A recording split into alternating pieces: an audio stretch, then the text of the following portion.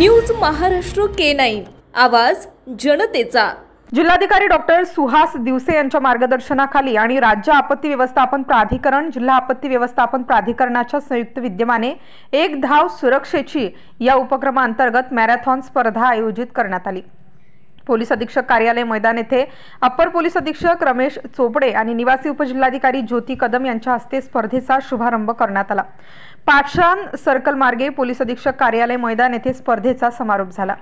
नागरिकांमध्ये आपत्ती संदर्भात जनजागृती व्हावी, त्यांनी सुरक्षिततेचे नियम पाळावे या हेतूने या स्पर्धेचे आयोजन करण्यात आले।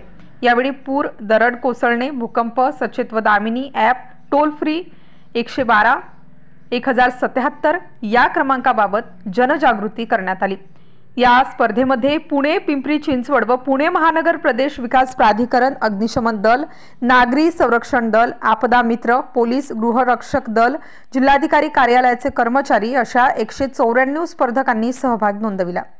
सहभागी स्पर्धकांना प्रशस्तीपत्रक देऊन गौरविण्यात आले। तसेच मॅरेथॉन स्पर्धेतील पुरुष व महिला गटाच्या विजेत्यांना पदक देण्यात आले आहे। महाराष्ट्रातील महत्त्वाच्या आणि ताज्या बातम्या पाहण्यासाठी आमच्या न्यूज महाराष्ट्र K9 चॅनलला YouTube वर सबस्क्राइब करा आणि बेल